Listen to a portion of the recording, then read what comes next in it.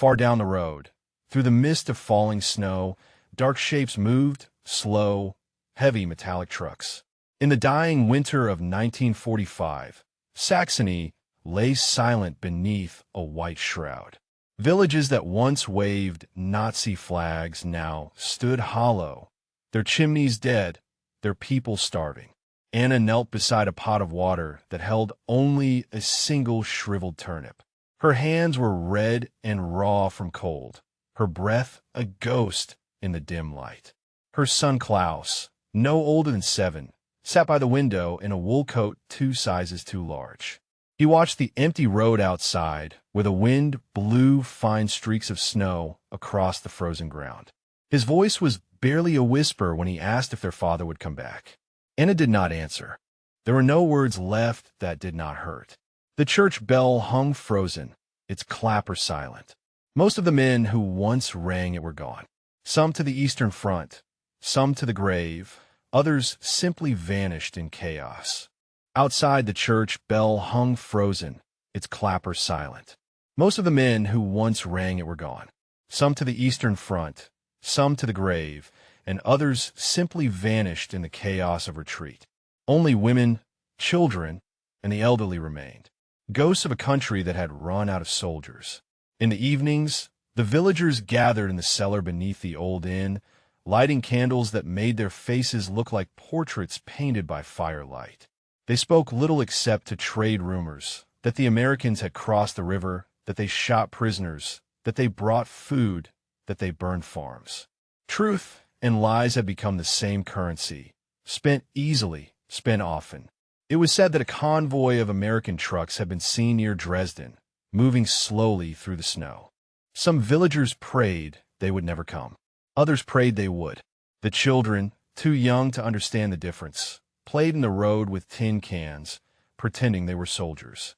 Every sound of an engine made them scatter into doorways, half in fear, half in hope. In the mornings, the sky was the color of steel. Smoke from distant towns drifted on the wind like ghosts searching for homes. The Reich was dying, not with a bang, but with the slow, pitiful collapse of hunger. Rations in the region had fallen below 1,000 calories a day. Bread was a luxury, milk a memory. There were no cats left in the village. They had all been eaten. One afternoon, the sound of marching boots echoed down the main road. It was not Americans, but the last remnants of German soldiers, boys in gray coats, hollow-eyed and limping, rifles slung without bullets. They passed through without a word, their faces blank. One of them dropped a letter written to Mother, but the wind carried it away. When they disappeared into the forest, the silence that followed felt heavier than the snow. That night, Anna heard the whimper of Klaus. He was dreaming again, something about bread. Then came the sound, a low rumble, faint but steady from beyond the hills. Klaus was the first to hear it. He ran to the window, pressing his face to the cold glass. "Mama," he whispered, "they're coming." Anna went to him, her heart pounding. Outside, the wind carried the faint growl of engines, a sound she had not heard in months. The villagers stepped out of their homes one by one, eyes narrowed against the light. Far down the road, through the mist of falling snow, dark shapes moved, slow, heavy metallic trucks. Old Frau Weber crossed herself. "Americaner," she breathed, the word half prayer, half warning. Some ran to hide their meager possessions. Others clutched their children. Anna stood still, frozen between terror and relief. Her mind spun with the stories of towns burned, of women dragged away. Yet the part of her that was mother, not German, whispered something else. What if they bring food? The engines grew louder. Dogs barked from behind broken fences. The lead truck came into view, its headlights cutting through the snow.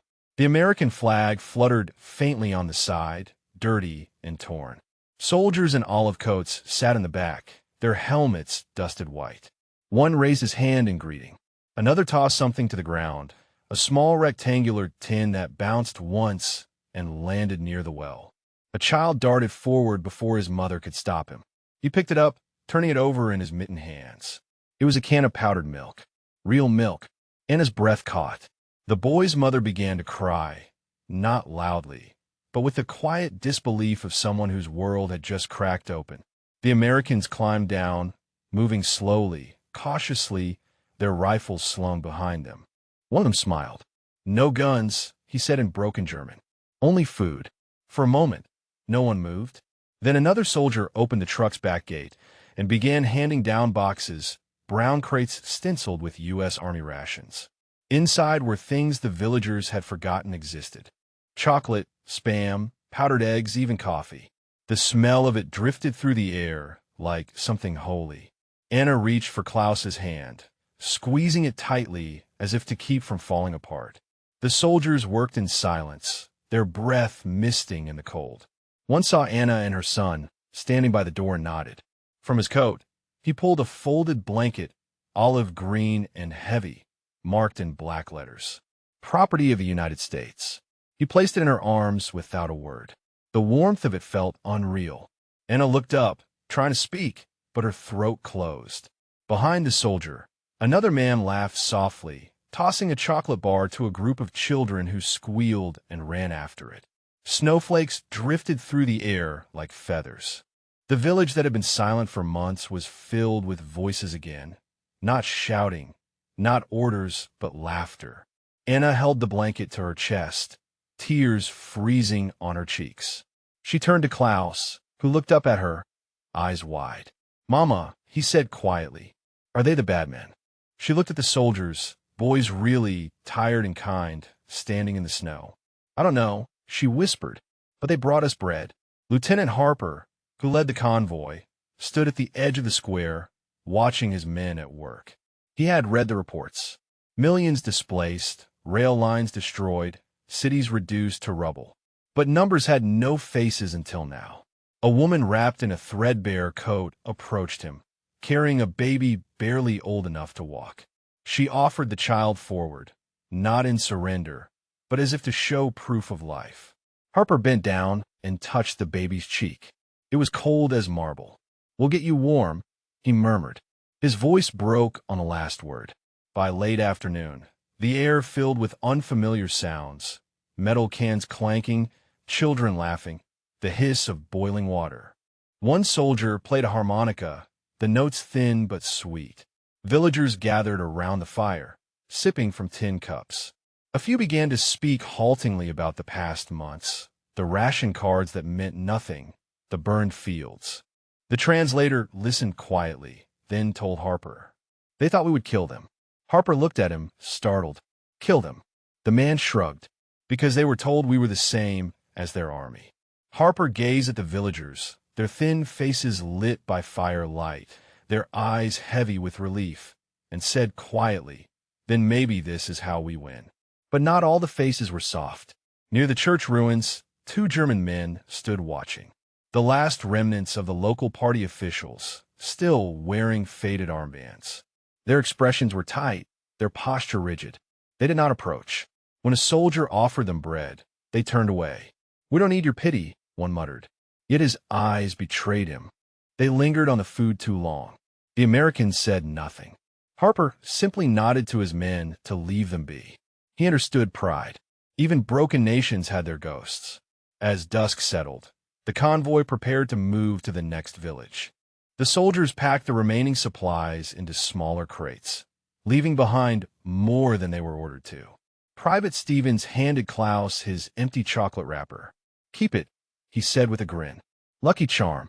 Klaus nodded solemnly, folding it as if it were gold. Anna approached to thank him, searching for words. "Why do you do this?" she asked. Her accent was heavy, her eyes searching. Stevens hesitated because my mama would want someone to feed me if I was hungry. For a long moment, they simply looked at each other. Two strangers on opposite sides of a war that had devoured everything. The wind carried the faint sound of church bells somewhere far away. Maybe another village being freed. Maybe just memory. The soldiers climbed back into their trucks.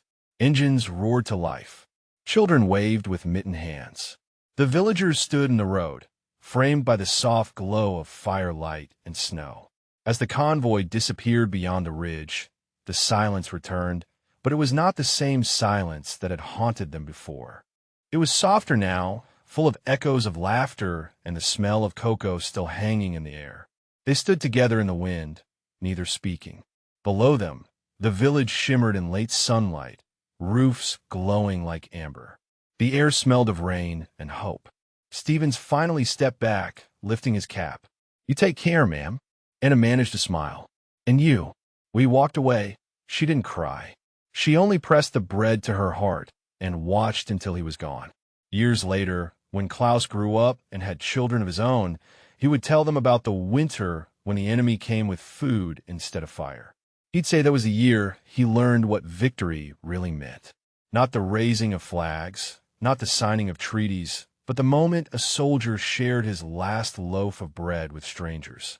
For Anna, that lesson never faded. Every time she broke bread at her table, she remembered the words written by the American mother, and perhaps she thought that was how peace truly begins. Spring came hesitantly that year, like a guest unsure if it was welcome. The snow retreated into the ditches, leaving behind a land bruised but breathing. The village roofs no longer smoked with desperation, but with cooking fires. Children's laughter returned thin, uncertain at first, then brighter each week. And true to their word, the Americans kept coming. They brought sacks of flour, salt, medicine, and something even rarer, patience. Each visit softened the edges of fear until it became habit to wave when the trucks appeared. Even the church bell, long silent, rang again on Sundays, though its sound was rusty from disuse.